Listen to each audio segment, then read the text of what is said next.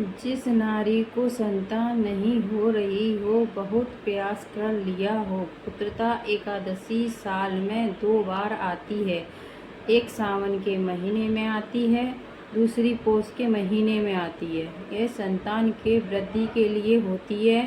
शंकर भगवान के मंदिर में जाकर भगवान शिव की विधिवत पूजन करने के बाद एक कटोरी घी और एक कटोरी में घी शक्कर भगवान के सामने रखे देते हैं और शंकर भगवान के मंदिर की चौखट पर एक दीपक लगा देने से शंकर भगवान पर चढ़ी हुई एक बेलपत्र अपने साथ रखें और बेलपत्र को भगवान शंकर की चौखट पर बैठकर चरण स्पर्श करें और जो साथ में लिया हो उस बेलपत्र को अपने पति को खिलाएं। शिव महापुराण के अनुसार पुत्रदा एकादशी के दिन अगर यह उपाय कर लेते हैं तो उन्हें संतान की प्राप्ति हो जाती है।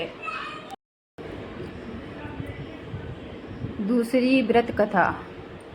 श्री युधिष्ठिर कहने लगे कि हे भगवान, मैंने श्रावण माह के कृष्ण पक्ष की कामिका एकादशी का सविस्तार वर्णन सुना।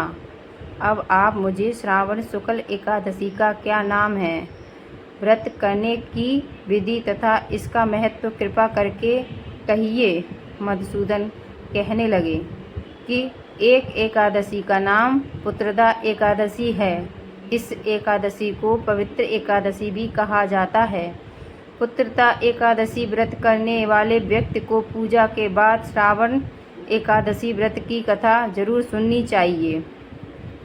ऐसा करने से व्रत पूर्ण होता है और मनोकामनाएं पूरी होती हैं। अब आप शांतिपूर्वक इसकी कथा सुनिए। इसके सुनने मात्र से ही वाजपेयी यज्ञ का फल मिलता है। द्वापर युग के आरंभ में महेशमती नाम की एक नारी थी, जिसमें महीजित नाम का राजा राज्य करता था।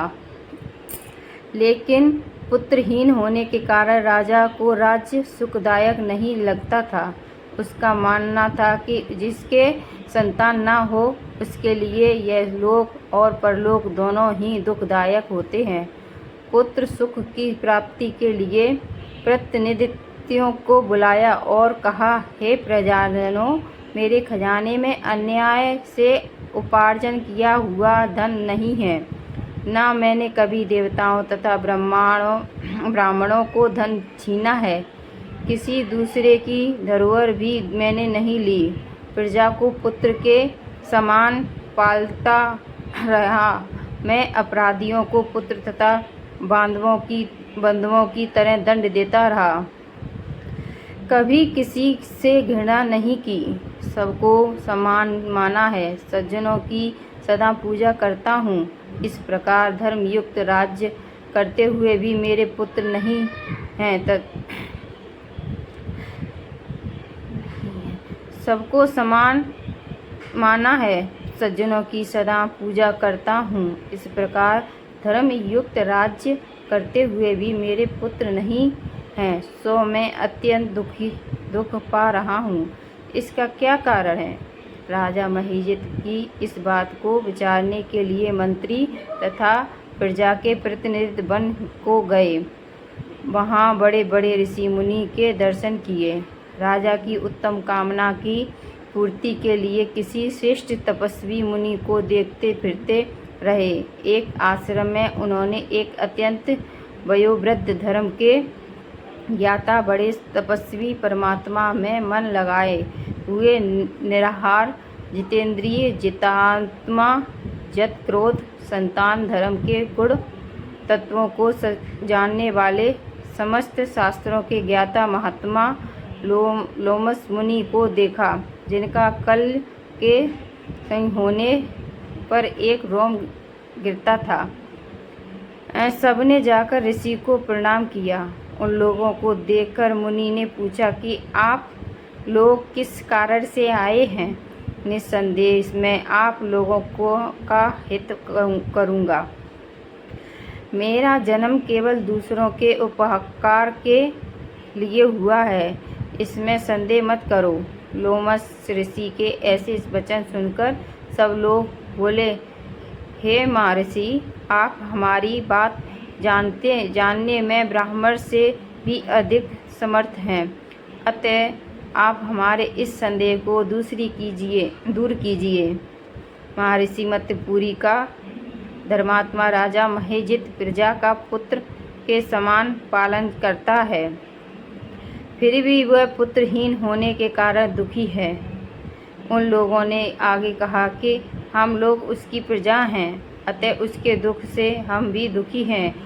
आपके दर्शन से हमें पूर्ण विश्वास है कि हमारा यह संकट अवश्य दूर हो जाएगा, क्योंकि महान पुरुषों के दर्शन मात्र से अनेक कष्ट दूर हो जाते हैं। अब आप कृपा करके राजा पुत्र होने का उपाय बतलाइए।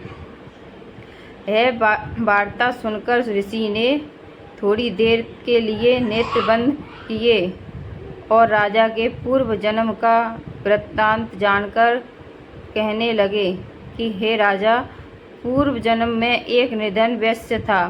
निर्धन होने के कारण इसने कई बुरे कर्म किए। यह एक गांव में दूसरे गांव व्यापार करने जाया करता था। एक समय से ज्येष्ठ मास के शुक्ल पक्ष की द्वादशी के दिन मध्यम के समय जबकि वह 2 दिन से भूखा प्यासा था, एक जलाशय पर जल पीने गया। उसी स्थान पर एक तत्काल की ब्याही हुई प्यासी गो जल पी रही थी। राजा ने उस प्यासी गाय को जल पीते हुए हटा दिया और स्वयं जल पीने लगा। इसलिए राजा को यह दुख सहना पड़ा। एकादशी के दिन भूखा रहने से वह राजा हुआ और प्यासी गौ को जल पीते हुए हटाने के कारण पुत्र वियोग का दुख सहना पड़ रहा है। ऐसा सुनकर सब लोग कहने लगे कि हे राजा, हे ऋषि, शास्त्रों में पापों का प्रायश्चित भी लिखा है, अतः जिस प्रकार राजा का यह पाप नष्ट हो जाए, आप ऐसा उपाय बताइए। लोमस मुनि कहने लगे कि श्रावण पक्ष की एकादशी को, जिसे पुत्रदा एकादशी भी कहते हैं, तुम सब लोग व्रत करो और रात्रि को जागरण करो, तो इससे राजा का यह पूर्व जन्म का पाप अवश्य नष्ट हो जाएगा। साथ ही राजा को पुत्र की अवश्य प्राप्ति होगी। लोमस ऋषि के ऐसे वचन सुनकर मंत्री सहित पुत्रदा एकादशी का व्रत और जागरण किया। इसके पश्चात द्वादशी के दिन इसके पुण्य का फल राजा को दिया गया। इस पुण्य के प्रभाव से रानी ने गर्भ धारण किया और प्रसव कारण समाप्त होने पर उसके एक बड़ा तेजस्वी पुत्र उत्पन्न हुआ। इसलिए हे राजन, इस श्रावण शुक्ल एकादशी का नाम पुत्रदा पड़ा, अतः संतान तेजस्वी पुत्र उत्पन्न हुआ। इसलिए कि राजन, इस श्रावण शुक्ल एकादशी का नाम पुत्रदा पड़ा, अतः संतान सुख की इच्छा हासिल करने वाले इस व्रत को अवश्य करें। इसके महत्व को सुनने से मनुष्य सब पापों से मुक्त हो जाता है और इस लोक में संतान सुख भोगकर परलोक में स्वर्ग को प्राप्त होता है। जय श्री हरि। बोलो विष्णु भगवान की जय। एकादशी व्रत के नियम। जी हाँ, एकादशी व्रत में दूध पी सकते हैं। हालांकि एकादशी के दिन कपड़े नहीं धोने चाहिए। महिलाओं को इस दिन सिर या बाल धोने से बचना चाहिए। शरीर पर साबुन का उपयोग भी वर्जित है। इसके साथ ही एकादशी के दिन नाखून और बाल काटना भी मना होता है। घर में झाड़ू लगाना भी इस दिन उचित नहीं माना जाता। व्रत के दौरान ब्रह्मचर्य का पालन करना चाहिए और क्रोध से बचना चाहिए। हर वस्तु का भोग भगवान को अर्पित करने के बाद ही उसे ग्रहण करें। इस दिन ब्राह्मण को ज़रूरतमंदों को दान जरूर करें। एकादशी के व्रतधारी व्यक्ति को गाजर, गोभी, पालक, शलजम, बैगन, सेमफली और जौ का सेवन नहीं करना चाहिए। मांस, मंदिरा और नशीले पदार्थों से भी दूर रहना चाहिए।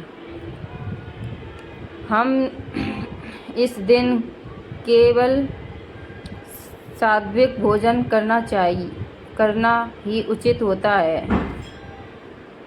बोलो विष्णु भगवान की जय।